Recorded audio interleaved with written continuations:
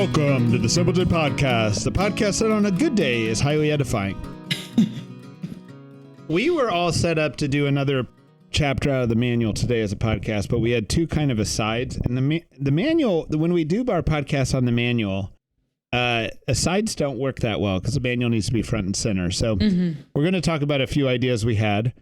One of which was texted to me this morning before I even had my day together today. There was another Boeing whistleblower who mysteriously died. And this week we put out our Catholicism and Politics podcast where we walked back a little bit on the Boeing whistleblower death, which is fine. So, Laura, do you mind if I just summarize the Boeing story real quick and then we'll decide if anything changed? Okay. I just want to let this die, but yes. Yeah. Go on. I wish this would die too. So we put out an episode, and I think the Boeing story is interesting because it's a case study in kind of the failure of capitalism and government. So the idea is that we never imposed our antitrust laws when Boeing and McDonnell Douglas merged. We then have an issue of regulatory capture where the turnover between the FAA and Boeing is so immense, and the FAA can't adequately regulate Boeing. And then we have Boeing having safety problems, being exposed by Al Jazeera of all places, even though all of our media have every advantage in breaking that story with investigative journalism. We have a foreign outlet doing it. And then we also have their planes nosediving and killing everyone due to autopilot. Two of those things happened. No adequate reform happened after that. And then this year we had the doors flying off of planes. They're not doors. They were door plugs flying off of planes because they literally weren't screwed in at the factory due to quality control issues. And then in the middle of that, we had a Boeing whistleblower die, John Barnett, in the middle of his deposition, between 2 days of his deposition. And they claim it's suicide, but it's so suspicious. And his lawyers didn't think it was suicide, and his friends didn't think it was suicide. But then the family said maybe it is suicide. And we released an episode that we ended up pulling because we didn't know the family. We didn't have the information from the family yet when we recorded it. That's where we're at, right? And now, and then the only reason why we're even bringing this up again is because a listener sent me an article this morning that another whistleblower, 45 years old, represented by the same law firm who also just gave a deposition, just died. And he did not die of apparent suicide. He died of MRSA or some type of infection. And he was supposed to be a very healthy guy. And in 2 weeks, he was dead from infection. Comments, Laura? I don't know. So even if these deaths are completely accidental, not accidental, but even if these deaths are not staged issues or anything like that, and that whole part of the thing is not an issue, there's enough there with the Boeing thing that there's corruption that needs fixed. I'm going to be interested today if we look at the stock price, see if the stock price went down again due to this death.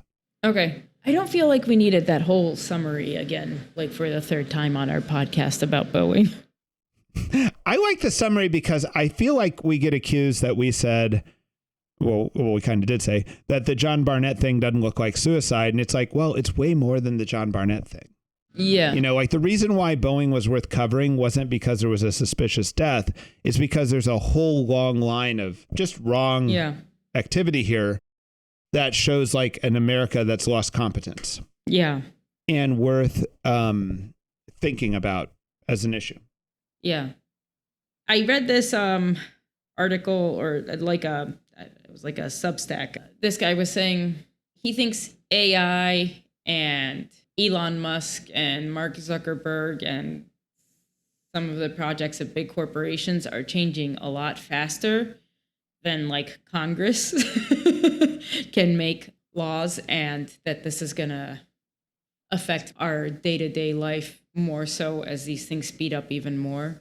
You know, I think that's a great observation because like we said a while back that I think what would most shock an ancient person is to see how major projects in the West and maybe mostly in the West get pulled off with almost no government, with no central planning. That's the issue. Not the government's not the issue, but central planning. Like that you can make an Empire State Building without a bunch of central planning, you know? And I think that was one thing that was kind of new in humanity, meaning that major projects got done without central planning. Yeah. I think the new thing that this guy's pointing at that's true is and we're going to cover this. We kind of plan to cover this in the future. we literally have private citizens planning on colonizing Mars without a government. And they want to self-fund it and they want to do it. And it's looking realistic. You know, they actually have a plan that they're executing that looks like it could work, you know, and also with AI, like there are people trying to change the world through AI and through Neuralink. Yeah. You know, like where they're implanting, that's actually already happened. And so I think updating people on the way the world's changing like that's valuable. Like we used to do our AI episodes. Well, and it's relevant to me also, though, because of this issue of like, if we think that government regulatory agencies can keep up. Well, we're already showing they can't keep up on buses that fly in the air, like with Boeing. So how can they possibly do a good job on colonizing Mars, you know? Right. But having said that, it's not that cool to me. And I think it troubles a lot of people, just the idea that a private citizen's going to go do it. Yeah. You know what I mean?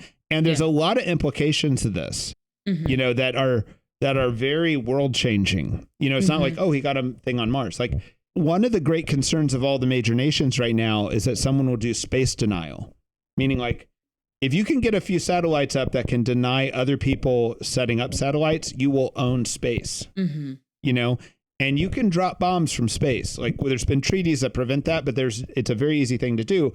So it's like a private citizen can pull that off at this point. His name's Elon Musk, you know, and no one's even keeping on top of it enough. You know, and Elon Musk is actually someone I like following. I'm not like down on him, but that's weird. Yeah. You know, it's weird that it's so undemocratic, you know? All right. That's a future episode. Okay. Oh, you know what we didn't talk about is Father Justin on Catholic Answers. I don't even know what you're talking about. Go ahead and talk about it. Catholic Answers, you know that website? I know of it. Yeah, I haven't really interacted with Catholic Answers for 15 years. So Yeah. I feel like 3 years ago, I was trying to look something up and found the answer on Catholic Answers. So they created an AI bot named Father Justin. Oh, yes. And Father Justin has since been defrocked. You know, because somebody told me that Catholic Answers did that. And that's so funny because I feel like they would not do that. So I think it was like, I think they have changed it now to Justin, the AI apologist or something. Like they changed the name, but Father Justin claimed to be a real priest who was ordained in Assisi and told somebody that they could baptize their baby in Gatorade or something. Why would though? Like I don't know. It doesn't make sense to me. Impersonating a police officer is a pretty serious issue, right? I feel like for us, impersonating a priest is a worse issue. It's really bad. No, I know. But I feel like Catholic Answers is a pretty by the book organization. How did they like sit in a boardroom and think this is a good idea? Yeah, well, I don't think they meant for the bot to impersonate a priest. I think they thought it was cute. Like, oh, you mean you think the bot took on its own idea of impersonating a priest? Yes. Like they didn't want the bot to say, I am a real priest. It was like, oh, it just did that. Okay. Hey, I got another update from an engineer on AI that I thought was interesting. Okay. So one of the ways that I keep like breaking AI, meaning like showing that it's not very useful, is I keep trying to get it to do research for me. And this guy's like, he goes, you think you're doing that, and that's not what it thinks it's doing. What it thinks it's doing is coming up with the most logical responses to your statements that will just keep the conversation going like naturally. Like that's the algorithm's about kind of like natural human conversation and coming up with what sounds like it makes sense and will keep you conversing.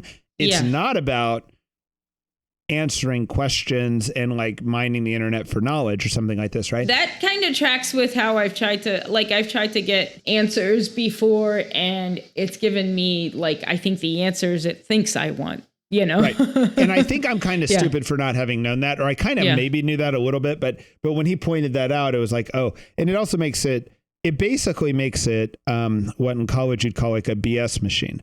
So it's like, in college, if you only had 2 or 3 things you learned in the class and had to write a 7-page paper, the art was, how do I take only 3 facts and write 7 pages? And so I have to have a lot of sentences that say nothing. Yeah. You know, that but sound like I'm going somewhere, right? Yeah. And so that's essentially what AI is doing. And I know, Laura, you're very proud of your skills at this. No, this is how I'm you got through college. At something else, but yes. But I'm not wrong. Are you not? Do you think you are a better? I am like a little bit ashamed about my college career because I had an opportunity to learn from some great teachers, and I BS'd my way through it instead successful. I didn't mean to. Sorry. Make you confess all that. Yeah. Well, there we go. This is kind of a downer episode so far. All right. Catholic Answers is inflicting AI priests on the world. Yeah. Another Boeing whistleblower is dead, which is sad, even if it is natural. AI is basically a BS machine. And now, moving on to the next topic. This might be too much of a downer episode. Laura and I might be recording a new episode on Tuesday to make up for this. All right. Yeah. All right. The other issue that I want to talk about was I have an author who's like my guilty pleasure, right? Like he's like, I've read it's a little sci-fi novel, and I found his only other book.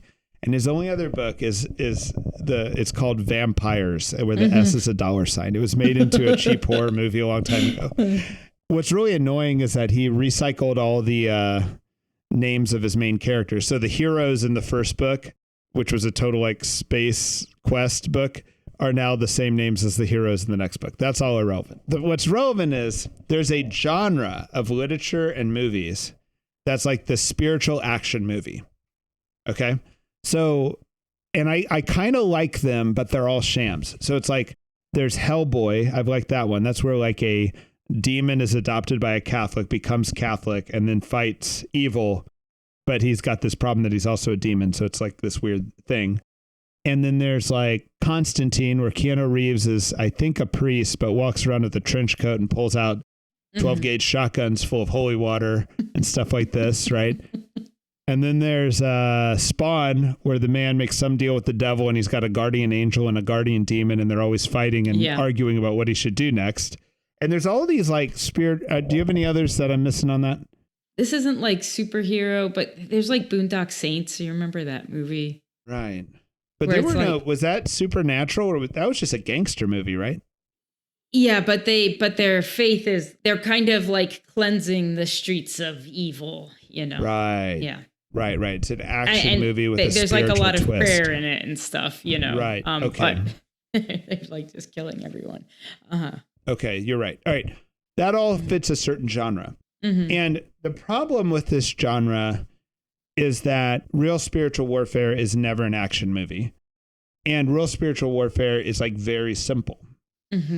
It's love, and it's humility, and it's friendship with God, and it's kindness. Yeah. You know, and that just drives the enemy from the field. And you having a, shotgun full of relics and holy water, that's like some is not weird that helpful. Voodoo suspicion something. Yeah. Right.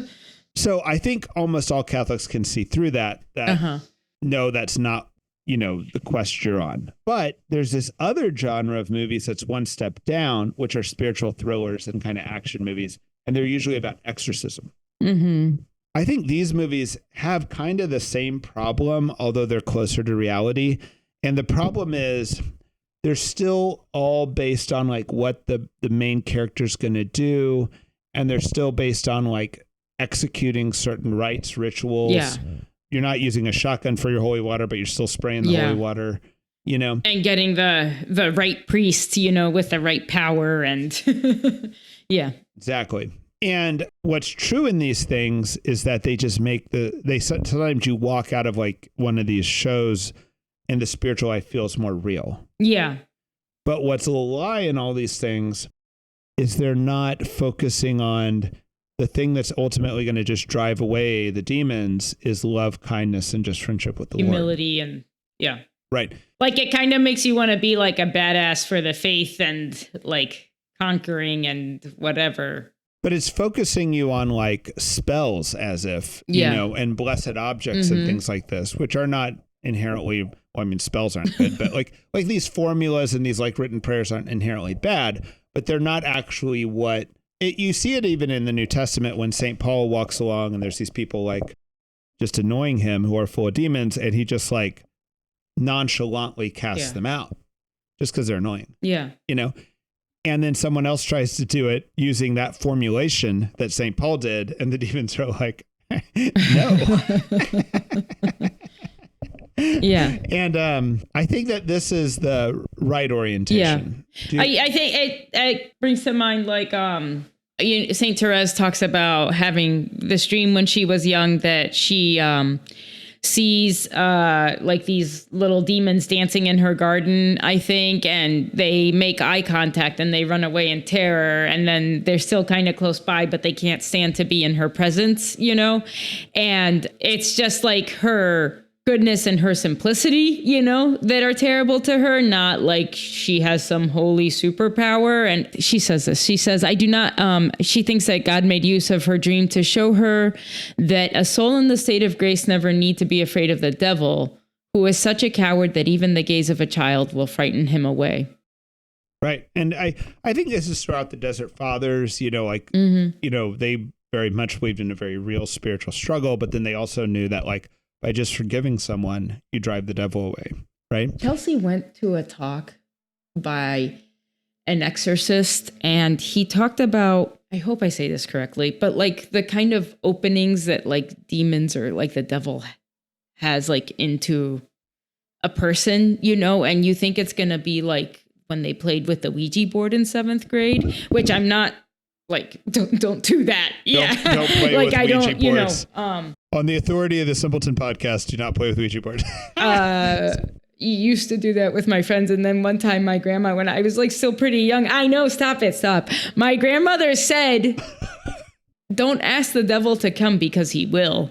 And I was like, oh, like that was, you know, that really freaked me out. And she's right. And it was just a very simple whatever. But anyway, all right. I'm sorry. That was an aside. The exorcist said... That aside totally scandalized me. I'm sorry. Oh my gosh. Well, it scandalizes... I scandalize myself with that aside. So there we go. The exorcist said in this talk that Chelsea attended that the sort of biggest opening for possession or oppression or whatever was like unforgiveness. Yeah. Anyway. Right. And I also have seen... So 2 other places I've seen this kind of wrong attitude is like... I used to collect books on exorcism, which there aren't very many books on it. And I found one that I never even bought that was like, I kind of started trying to put 2 and 2 together, but it was like this weird kind of like action book about it. It was like, and you come here and you're going to really learn like how to do a real exorcism. And then I was fighting this demon and Mother Teresa walked through the room who had just died. And, you know, it's just like this weird book. And I'm like, this reads like nothing that I've read before. About real way, you know, what the devil responds to is not you being such a great exorcist, you know? And I realized it was the Legionnaires, and it was all kind of taking place, at least the opening part of the book was taking place outside what there used to be their seminary in Rome. And I just was like, this is trash. Like, this will get people excited. They will want this, and it will be all a dead end, you know? And the other place I've seen that is... There are real charismatic gifts of prophecy and teaching and interpretation. And there's also people who look at that like it's a power. Yeah. You know, and I've literally had someone sit before me and say, you don't realize what powers I have, meaning what powers from God they have. And it's like the only power that matters is love. You know, that is our belief. Yep. Yeah. You know, and everything else is a stupid sideshow that's going to end you in a dead end. I once had this particular experience where I felt like the devil was present in the room, and it was very scary and felt very real, and I was very disturbed by it, and I was disturbed by it for days because it felt so strong, the feeling. And I told my spiritual director, Father Pat, who we've talked about before, he was just like, so?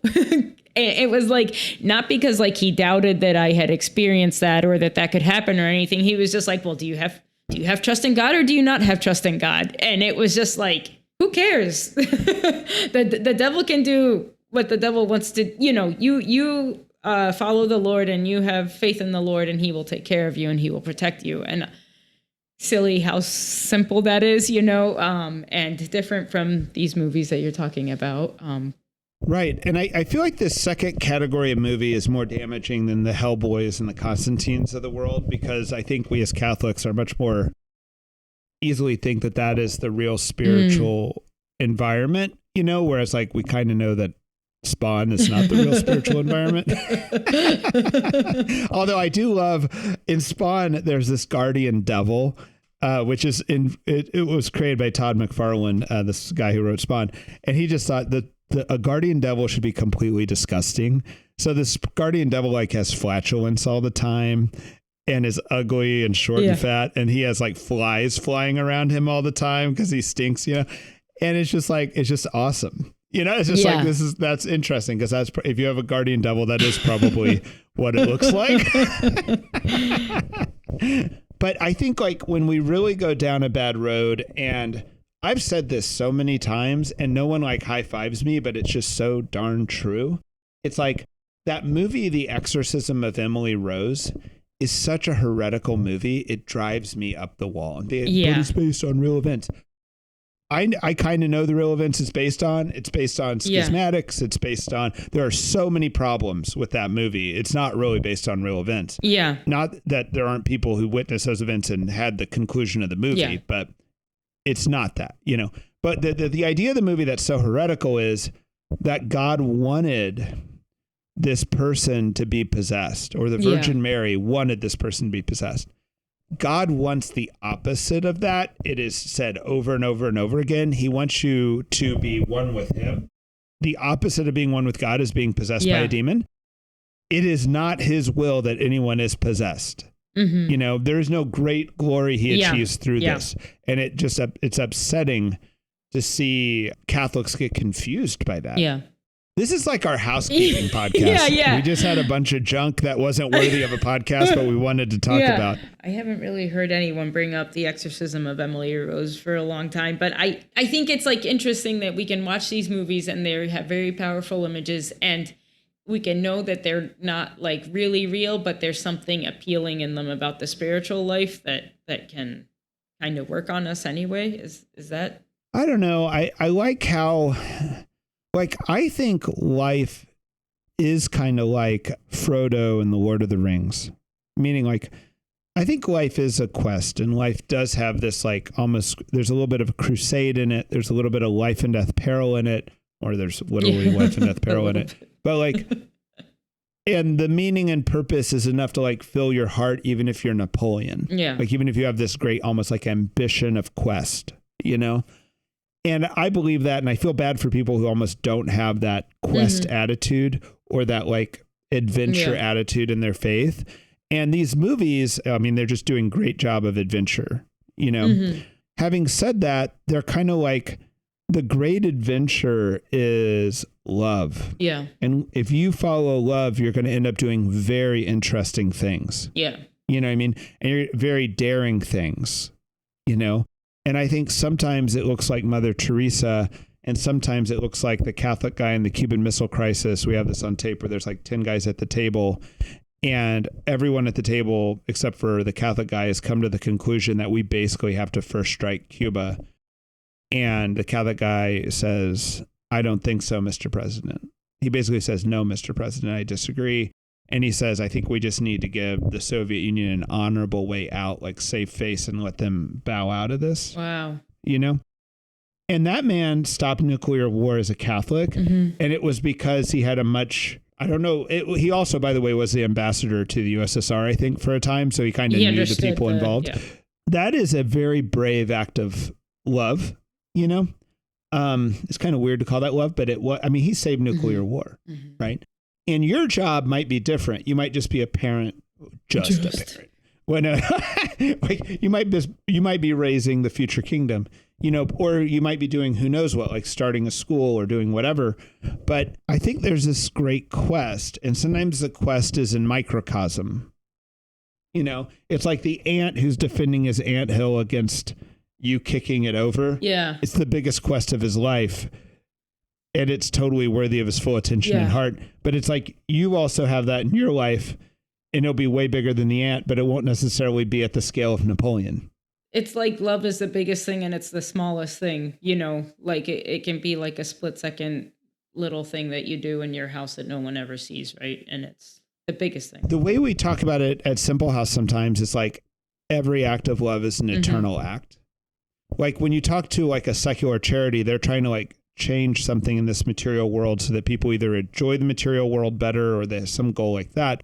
Really, if you love on someone, you know, and like love God and witness, even if you see zero improvement in the material world, you have done something that affects the eternal world, you know, that affects them after they die, that affects you after you die, that will last for eternity. It's like such an incredible dignity to the action or importance of everything you do, you know, and it's not about formulas. Right. That's interesting. I still like, as a guilty pleasure, I'm going to finish this vampire novel. Vampires are problems, by the way. This novel kind of upsets me. I like read it about vampires and I'm like, oh my gosh, that's bad. Oh, I also have this idea that like Christ like talks to the devil in the New Testament, right? When he's fasting for 40 days. Like, how do you imagine that moment? Do you imagine that moment as high drama? Like Christ almost gave in to the temptations? Or was Christ sitting there like, you know, Lucifer, do you really think this is going to work? Kind of expected more from you.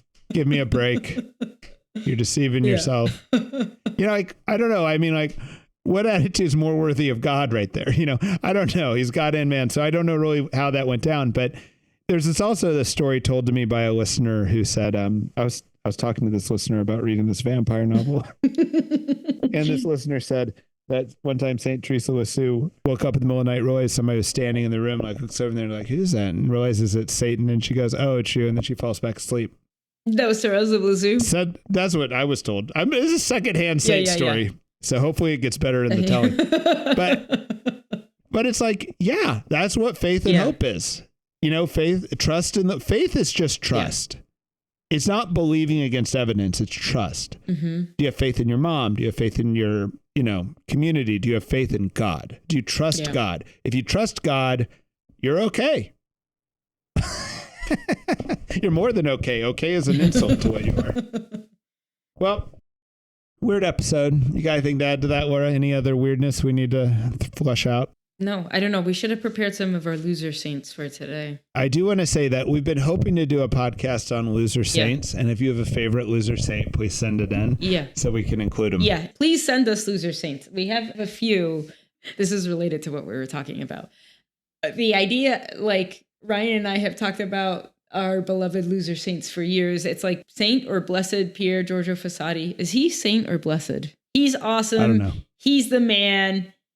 He's good looking. He's athletic. He's charming. He's holy. Man, he's everything. And I'm like, if all the young girls should have posters of him on the wall, yearning for their own Pier Giorgio group gets named after Pier Giorgio Fossati. Which, by the way, I said this to someone that had named an adult group after him by accident. But I'm like, you know, because it feeds this thing that you have to be this like Catholic superhero to like be a saint, and that is the road to God. And so we kind of like these like our loser saints. Like we love these saints very much in our house, like the opium addict in China that was a martyr.